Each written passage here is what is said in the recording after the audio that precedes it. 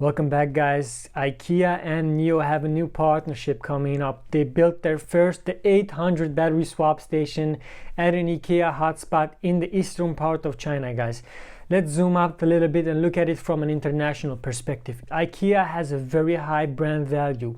It's a Swedish company, so rest assured we're gonna see a lot of battery swap stations coming in Sweden too, but not only in Sweden. Internationally, guys, Germany, Netherlands, the expansion that's gonna be happening this year.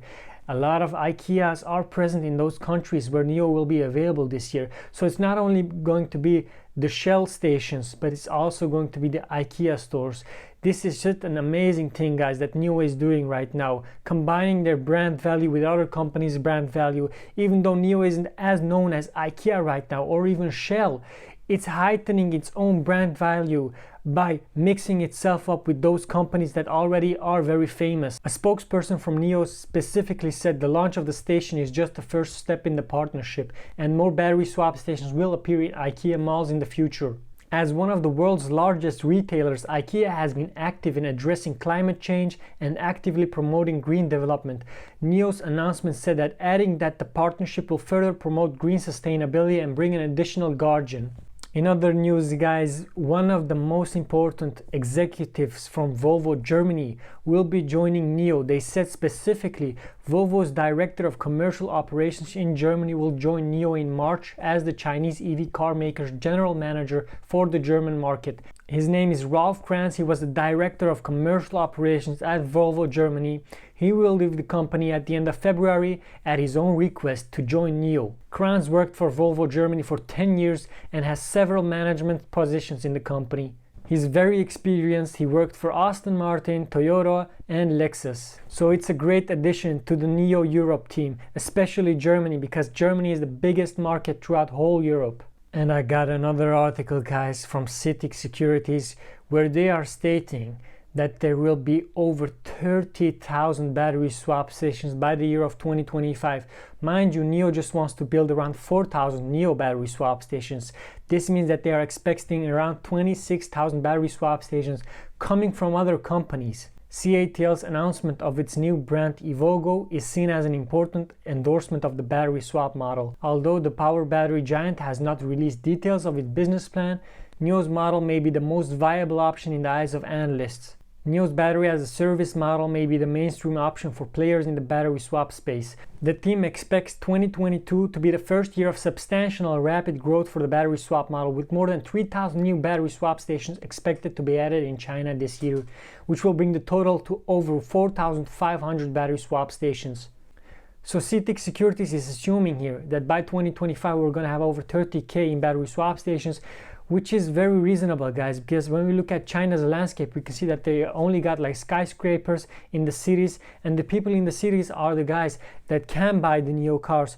So it's very much possible that we see that other car companies, other car manufacturers, battery swap companies, like for example VOLVO that already adopted battery swap stations, that they will also start to adopt the technology, which is very possible, especially in a market like China. In another research note from CITIC Securities, they said that the rapid growth of the new energy vehicle industry will allow the charging and battery swap industries to accelerate, with charging still expected to be the dominant mode of energy replenishment in the next 5 years, supplemented by battery swap. However, the team noted that the application of the battery swap model in the high-end passenger cars and operational vehicles will be significantly accelerated under the promotion of capital, vehicle makers, and policies. Here are the pros and cons, guys, for the battery swap. First of all, we got the competitiveness. The charging and battery swap models differ in terms of vehicle and battery suitability, grid and land resource requirements, and investment intensity. The existence of these factors means that in the medium term, new energy vehicles replenishment will continue to be dominated by charging, with battery swap as a complementary model. However, the growth of the battery swap model is expected to see significant strengthening. The cost. Battery swap basically has no comprehensive cost advantage for ordinary private car owners, but it can significantly shorten the replenishment time and significantly improve the car using experience. From the perspective of cost competitiveness and convenience, the battery swap model already has a competitive advantage in the field of operational vehicles and high-end passenger cars. Next up, we got the battery. The standardization of different models is low, and the battery swap model is difficult to have a scale effect in the short term.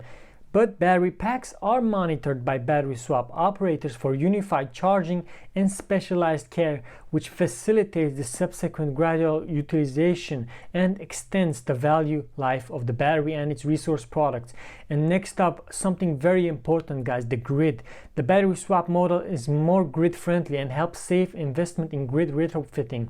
The batteries used in the battery swap model can be recharged in an orderly manner, which improves the utilization of the grid, reduces the pressure on capacity expansion, and lowers the cost of electricity, guys. This is something very amazing, guys, especially in a country like China. If we're going to have over 30,000 battery swap stations by the year of 2025, we're going to see the grid being less taxed, guys, because of the battery swaps taking off the load. Then we've got the negative of the land occupation. The land occupation of a charging station is significantly higher than that of a battery swap station.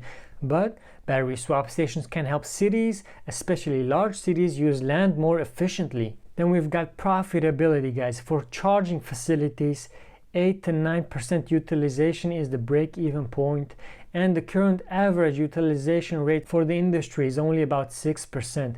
This means that the charging facility operators are still in the red, but some of the leading players are expected to be the first to see stable profits. For battery swap stations for passenger cars, a utilization rate of around 20% is the break-even point, which is significantly higher. At present, the actual utilization rate of most of these facilities is 10 to 15%, which is still far from profitability. For battery swap stations for commercial vehicles, a utilization rate of about 10% is the break-even point. The demand of these vehicles is clear, and battery swap players in this segment are expected to be the first to make a profit. So even though it's higher the percentage-wise for profitability, it's a very attainable number, guys, especially when we're talking about China and those big cities. So all in all, the future is very bright for NIO. I'm still a long-term investor in NIO, guys. I still have faith in NIO. I love NIO, guys. When NIO comes to Europe, I'm gonna be buying the ET5 for sure. I hope it's very soon, guys. In a couple of months' time left for the NIO ET5 to hit China and Europe. We'll see. But let's look at NIO's stock price, guys. The stock price is still lagging, $29, $30. $28. It's horrible, guys. I feel you guys. It's horrible, especially from the days where it was hovering around $40. I feel for you guys, and I feel for myself too, because I really want NIO to grow. But look at it from another perspective. This gives us time so we can invest a little bit more in NIO, have more shares in NIO, because eventually when NIO pops, it's going to be popping off.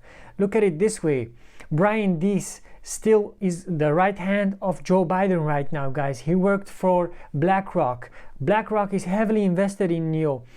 China and the US will be always partnering with each other. We can have these moments that are negative, but in the long term, China and the US have to work with each other, because if they don't work with each other, they're going to be rubbing each other off, guys, in the bad way.